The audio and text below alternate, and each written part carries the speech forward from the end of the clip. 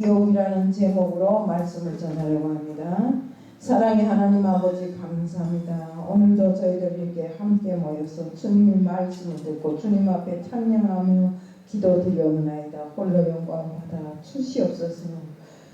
오늘 기억이라는 말씀을 통해서 주님 정말 일컬어 많은 사람들이 와서 거짓 선지자들이 나타나서 사람들을 미혹한다고 하였습니다.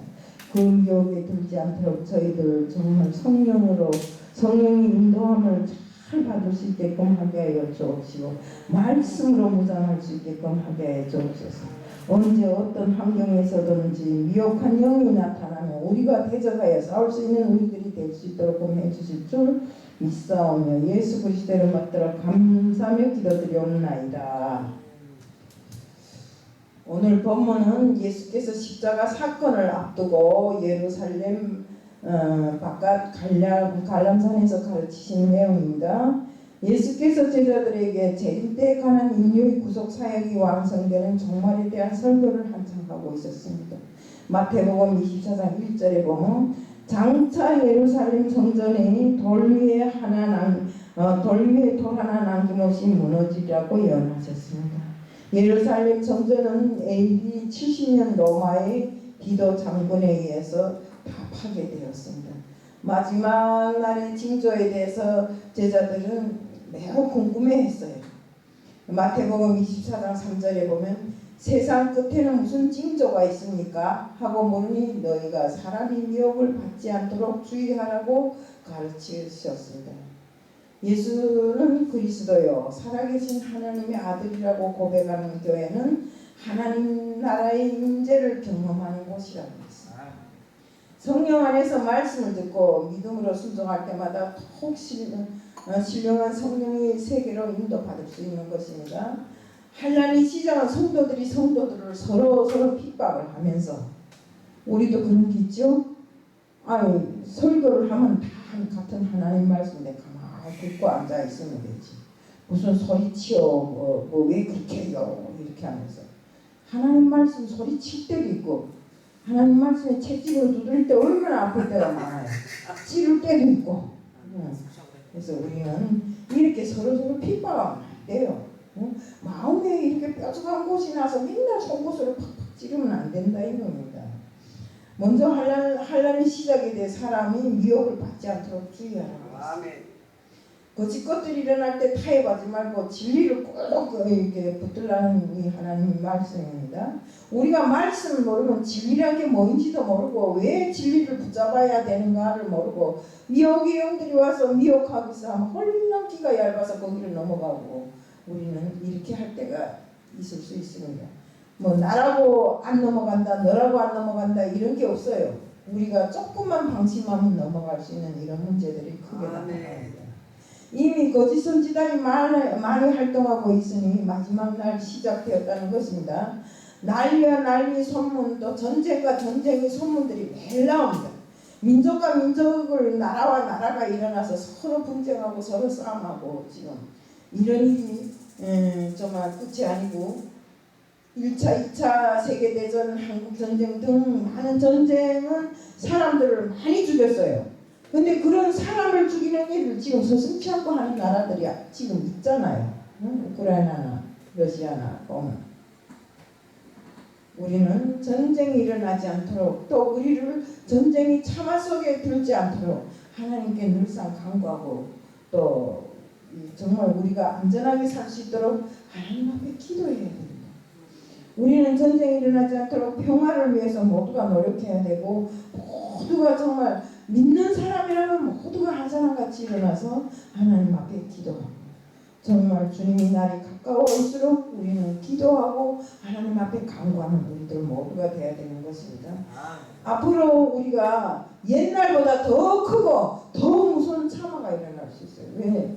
옛날에는 무기가 낡고 초췌한 것이어서 크게 옛날도 그렇게 심했는데 지금은 뭡니까? 무기란 게 다 현대화돼갖고 보단 하나만 딱 누르면 여기 앉아 미국까지 막 날아가 달나라까지 가버리는 지금 그런 세상이기 때문에 우리가 전쟁의 참화를 겪는다면 크게 겪을 수도 있고 또 하나님 전쟁은 하나님의 속 안에 있다고 했잖아요.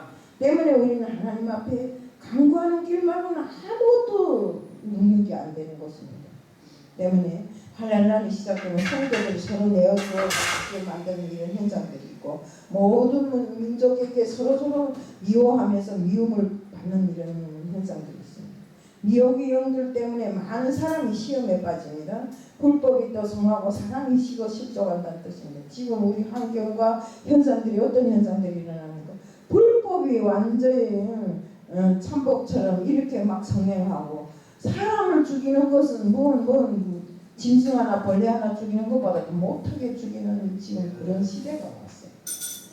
때문에 우리는 정말 불법이 성하고 사랑이 식어갈수록 우리는 주님 앞에 더 가까이 해야 하고 주님을 붙들고 주님 앞에 간구하고 회개하고 주님과 함께하는 이런 삶을 살아야 됩니다. 우리는 끝까지 견디어서 구원의 길을 주님께서는 끝까지 너네가 견뎌라 그러면 구원될 수 있다 이렇게 말씀하시습니다. 기 있는 자는 말세에 관한 하나님 말씀을 잘 들어야 돼요. 마태복음 13장 20절 21절에 보면 그런데 많은 사람들이 돌밭 같은 마음에 복음의 씨를 받은 사람과 같다 했습니다. 돌밭에다 씨를 받으면 어떻습니까? 싹 트면 그 자리에서 말라 죽잖아요. 응? 처음에는 복음을 기쁨으로 받다가 그로 인해서 환난이나 박해가 있으면 넘어지고 실족하는 사업자들은 우리 절대로 믿음 생활을 하다가 실족하거나 넘어지면 안 돼요. 그러면 안 하기만도 못합니다. 때문에 우리 환난으로 인해 넘어진 자들은 다른 성도들이 미워하는데 또 그 성도들이 그들을 막 내어줍니다. 우리 마태복음 26장 46절에 나오다시피 성도들이 서로 내어주는 때가 올 것이라는 예수님의 예언 갈유다가 먼저 실천을 했어요. 예수님을 내어줬잖아요. 그것처럼 예수 그리스도를 믿고 구원을 얻은 성도들은 교회의 머리이신 그리스도가 당하신 그 고난에 함께 참여해서 나도 그리스도 예수처럼 정말 어떤 고난에서도 정말 주님만 믿으면 다시 살 수 있고 주님만 믿으면 영원한 생명을 얻을 수 있다는 것을 우리가 기억을 하고 정말 모든 어떤 환난과 핍박에서도 우리가 견디어내고 일어서야 됩니다.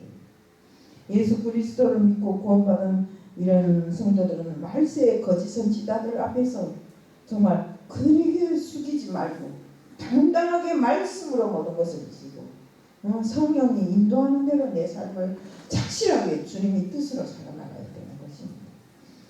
우리 하나님에 대한 사랑이 식어지면 성도와 성도 간이 서로 사랑이 다 식어져요. 마태복음 24장 13절에 보면 그러나 끝까지 견디는 자는 구원을 얻으리라 격려해 주십니다. 종말을 살아가는 우리에게도 이것을 돌 것이라 했습니다. 교인들이 하나님을 향한 믿음에서 약해지고 그 결과라 서로를 향한 사랑이 식어져 가서 정말 교회가 서로 나아보면 냉랭하고 님은 니고 내면 내고 옛날에 정말 서로 사랑해서 정말 전 가족보다도 더 사랑하고 더 이끌어주고 이렇게 하던 것들이 다 식어져 갖고 이렇게 된다는 것입니다. 이미 그 일이 일어나고 있다 했습니다. 우리 믿음이 약해지고 있다면 구원의 복음을 다시 굳게 잡고 일어서야 돼요. 때문에 우리는 복음을 전해야 된다. 복음을 전해야 된다고 하잖아요. 그 복음을 전해야 된다는 것이 거저 있는 소리가 아니고 때가 때리만치 지금 우리에게 닥친 혼란이 어떤 것들이 있습니까? 세상을 놓고 보면 정말 마지막 때라고 해도 과언이 아닌 정도로 정말 마구 세상을 흔들어대는 때입니다. 어느 것이 참인지 어느 것이 거짓인지 모를 지경. 사실은 참이 거짓을 눌러야 되는데 거짓이 참을 누르고 마음대로 지금 지구 흔드는 이런 세상이 되었어요. 예수님께서는 이럴 때일수록 우리가 무릎을 꿇고 기도를 많이 하라. 또 하나님 앞에 은혜를 구해. 믿는 자에게도 또 많은 고난이 있을 수 있으니까 너희들은 어떤 고난 앞에서도 인내하고 그 곤란을 헤쳐나가기 위해서 주님 앞에 여느 때보다도 더 많이 무릎을 꿇고 주님 앞에 간구하고 구하는 우리들이 되어야 된다. 우리가 고난받은 것은 복음의 한 부분이라 했습니다. 왜냐하면 한란은 인내는 연단을 이루고 연단은 소망을 이루기 때문이라고 했어요. 그리스도의 영광스러운 현상은 예수님이 십자가 부활을 통해서 나타나고, 그리고 예수님이 재림과 새하늘과 새 땅, 소망은 고난과 인내를 통해 이루어진다고 했어요. 우리가 고난이 많고 정말 환난이 많은 사람일수록 그 뒤에 주님이 주시는 축복이 크다고 우리가 생각해요. 그 말이 맞단 말이에요. 이런 마지막 때에 와서 정말 예수 그리스도를 믿는 이런 그리스도인들의 환난과 고통은 더 말할 여지 없이 큽니다. 우리가 이 고통이 크면 클수록 그 큰 고통에 지면 안 됩니다. 담대히 딛고 일어서야 됩니다. 이제 예루살렘 정전이 파괴될 때가 환란이 정점에 이를 때의 징조를 가르치고 있습니다. 이게 마태복음 24장 15절에 나오는 멸망이 가증한 것은 우상을 말하는 거예요. 우리 우상이라는 게 아주 중요한 거예요. 왜냐하면 하나님이 제일 싫어하는 것이 우상이잖아. 때문에 우리는 우상을 섬기고 말이나 행동에서나 무슨 일을 해도 우상을 섬기는 이런 일을 하는 겁니다. 우상에 관한 것은 아예 입 밖에 내 마음에 두지도 말아요. 다니엘은 바빌론의 포로로 끌려가서나 총애를 얻어서 왕궁에서 살고 있었습니다. 하나님이 쓰시는 사람은 어떤 환경에 있든지 지혜를 주십니다.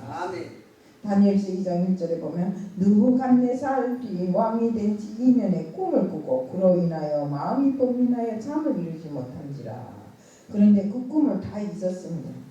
큰 신상의 머리는 금이요 가슴은 은이요 배는 놋이요 두 다리는 철이고 열 발가락이 철과 진흙에 잘 섞여있는 꿈이었어요. 그런데 하늘에서 돌이 하나 딱 떨어지니까 그 발등에 떨어졌는데 그 신상이 다 깨져버리고 허물어졌어요. 그러니까 정말 그 모든 모습을 봤을 때 느부갓네살은 불안하고 고민에 쌓여서 잠을 못 잔 것입니다. 그래서 왕은 그 모든 것을 해석하기 위해서 탁수도 데려오고 구다는 사람들도 데려오고 막 무당들도 데려오고 별 사람들을 다 데려오다가 그 꿈에 대한 이야기를 안 해준 겁니다.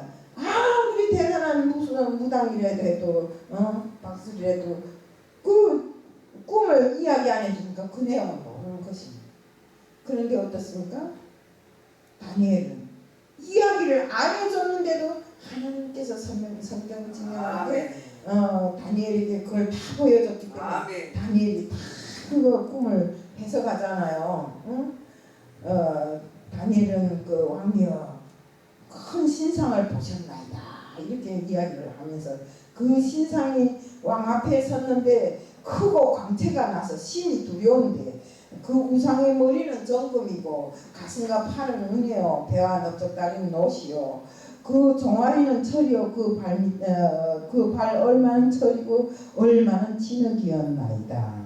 해몽하면서 머리는 바벨론이고 가슴은 메데파사요 배는 헬라요 두 넓적다리는 로마요 그 후 열 발가락 시대가 되어진다고 이렇게 이야기를 했습니다.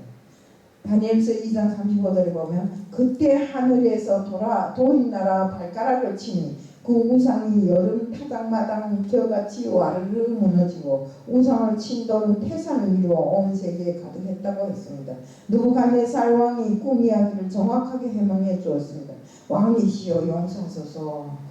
앞으로 세상이 이렇게 되어진다고 그가 예언을 해준 것입니다. 다니엘서 2장 44절에 보면 이 열왕 때 하늘이 하나님이 한 나라를 세우리니 이것은 영원히 망하지도 아니할 것이요 그 국권이 다른 백성에게 들어가지도 아니할 것이요 도리어 이 모든 나라들을 쳐서 멸하고 영원히 설 것이라고 꿈 해몽을 해주니까 느부갓네살이 아주 즐거워했어요. 결국에는 느부갓네살은 왕 앞에 엎드려서 다니엘에게 절하고 명하여 사람들에게 거기에 있는 사람들에게 향품을 그에게 갖다 주라고 왕이 그 붙잡혀온 사람한테 절하면서 선물을 갖다 주는 이런 회개한 일이 다 일어났습니다. 즉 왕이 포로에게 향품과 예물을 줬다는 것은 참으로 우스운 일이 아닙니까? 우리가 보기에는 우스운 일입니다. 그렇지만 그는 그 어디도 비교할 수 없는 하나님과 함께하는 사람이라. 느부갓네살은 네가 모시는 모든 신은 그 어떤 신 중에 가장 위대하고 대단한 마치라고 이렇게 이야기하지 않습니다. 하나님 다니엘에게 큰 은혜를 베풀어 주셨습니다. 그래서 건강하고 건강한 몸으로 장수할 수 있게 해줬고 또 아울러서 비록 포로로 끌려갔지만 그 나라에서는 높이 들어서게 이렇게 만들어 주셨습니다. 우리 또 한 사람이 있죠. 요셉도 그렇잖아요. 그리고 무엇보다도 조국을 위해서 기도한 그대로 다니엘은 조국의 광복을 보았습니다. 우리가 그 이스라엘이 애굽에 잡혀갔습니다. 100년 동안 포로 생활을 해도 누구도 거기에 주저앉는 사람 없었고 항상 기도하면 그 예루살렘을 향해서 창문을 열어놓고 기도했잖아요. 이렇게 하나님을 마음속에 모시고 있었기 때문에 하나님은 항상 그들과 함께 하셨다 이거예요. 또 그렇기 때문에 포로로 끌려갔던 유대인들이 다 귀환하는 것을 볼 수 있습니다. 우리들 모두 다니엘처럼 하나님의 은혜 속에 건강하게 장수하고 마음속에 있는 기도 제목들 또 내 마음에 품었던 모든 것들이 다 이루어지는 이런 귀한 축복이 있게 되기를 바랍니다. 우리도 꿈을 꾸고 나면 잊어버릴 때가 많습니다. 그런 꿈은 우리가 그러잖아요. 꿈을 깼는데 다 잊어버리잖아. 그건 개꿈이다 이러잖아요. 아무리 생각해도 꿈이 생각나지 않으면 마음이 심히 괴로워요. 좋은 꿈도 모르겠는데 솔직한 말로 이상한 꿈을 꿀 때가 있잖아요. 그러게 막 마음이 부산한데 일어나면 생각이 안 나는 것입니다. 그럼 엄마들은 그러더라고요. 그런 꿈은 다 개꿈이다. 생각지도 말아라 이러더라고요. 그것처럼 정말 누구가 4살 때 자기가 꾼 꿈이 무엇인지 몰라서 한국 가서 박수와 술객과 점쟁이와 정말 갈대아에 있는 모든 용하다는 사람들 다 그러다 나왔는데 한 명도 못 맞췄잖아요. 그렇지만 다니엘은 하나님의 은혜로 하나님이 주신 지혜로 모든 것을 마침으로 해서 결국 정말 왕으로부터 선물까지 받았고 정말 그 나라에서 대접을 받고 사는 이런 포로가 되었던 것입니다. 우리 하나님 때가 지금 오고 있다고 자꾸 사람들은 말합니다. 왜? 이 어수선한 환경이잖아. 어느 나라에 가봐도 지금 세계적으로 놓고 봐도 텔레비를 보면 어떤 나라에도 데모가 없는 나라가 없고 어떤 나라에도 서로 여당이다 야당이다 공화당이다 민주당이다 하고 집어뜯지 않는 나라가 없어요. 옛날하고 틀리더라고요. 너무 많이 방해해서 언론에서 너무 방출을 많이 해서 그런지는 모르겠지만 어쨌든 우리나라뿐만 아니라 세계적으로 보면 세계 곳곳마다의 모든 나라들이 안착되고 평화롭고 화평한 나라가 몇 나라가 없이 거기서 보면 잠자고 깨어나는 국민들이 아우성 소리가 높아가고 서로 데모하면서 이 잘했다 나 잘했다 손가락질하고 이렇게 살더라고요. 그렇지만 우리 이런 환난 때를 이기는 방법을 정말 가르치고 있습니다. 성경에서는 이 환난 때는 뭐였어요? 마태복음 24장 16절에 산으로 도망가라고 했어요. 시편 121편 1절에 보면 내가 산을 향하여 눈을 들리라 나의 도움이 어디서 올꼬 모든 환난을 넘게 하시면서 내 영혼을 지키시는 곳이 어디입니까? 바로 산인 것입니다. 산은 어떤 걸 놓고 말합니까? 성전을 놓고 말합니다. 산이라면 우리가 성전을 하나님의 영이 계시는 그 성전을 놓고 말합니다. 때문에 우리는 성전이 어디입니까? 바로 여기잖아요. 교회잖아요. 이 교회에 몸을 피하라. 우리는 어렵고 힘들 때 교회에 와서 기도하고 교회에 와서 무릎 꿇고 하나님 앞에 아뢰는 것이 가장 확답이 빠르고 응답이 빠릅니다. 때문에 우리는 정말 이 환난의 시대에 우리는 예배를 중심으로 해서 우리 교인들이 믿음 생활을 굳건하게 다져야 됩니다. 예배가 살지 못하면 다른 것이 다 죽어버립니다. 때문에 우리는 예배를 기준으로 해서 예배가 성공한 모든 것이 다 성공합니다. 우리가 예배를 통해서 하나님과 교통하는 시간이 있잖아요. 우리가 그 일제 시대도 보세요. 신사참배를 강요하는 우리 그 목사들이 신사참배를 하지 않고 우상에 절하지 않고 절하지 않는다고 막 이 모닥이 판을 걸으할 때 주기철 목사님 어쨌습니까? 그 모닥판을 막 걸었어요. 그러면서도 절대로 우상을 인정하지 않고 우리 주님만 인정했던 분이 바로 그분입니다. 우리가 교회를 대항하는 큰 환란이 앞으로도 계속 있다고 했습니다. 마태복음 16장 18절에 보면 그러나 내가 이 반석에 내 교회를 세우리니 문부의 번제가 이기지 못하리라. 여기저기서 거짓 그리스도와 거짓 선지자들이 나타나고 또 표적과 기사로서 유혹할 것이나 예수 그리스도의 반석 위에 세운 교회는 왕성할 것이다. 우리 어떤 데 가보면 계속 그 표적 갖고만 기적 갖고만 이적 갖고만 누가 막 손만 건드려도 나가 딱 넘어진다느니 뭐 어쩌면 예수님이 응답했다느니 주여 하고 내 아들아 뭐 이렇다거나 나는 그런 사람들 보면 참 이상하고 저는 왜 그 영성이 약해서 그런지는 모르겠는데 한 번도 하나님께서 내 따라 한 적이 없는지 정말 답답하더라고요. 근데 어떤 사람은 무난하게 아들아 하면 예? 하면 뭐 어쩌고 저쩌고 이랬다고 하는데 그 어쩌고 저쩌고 이랬다는 사람도 형상을 보면 내나 똑같고 그렇더라고요. 우리는 이렇게 기적과 이적에 목매고 살지 말아야 된다는 거예요. 왜? 하나님을 너무 파는 일을 못 써요.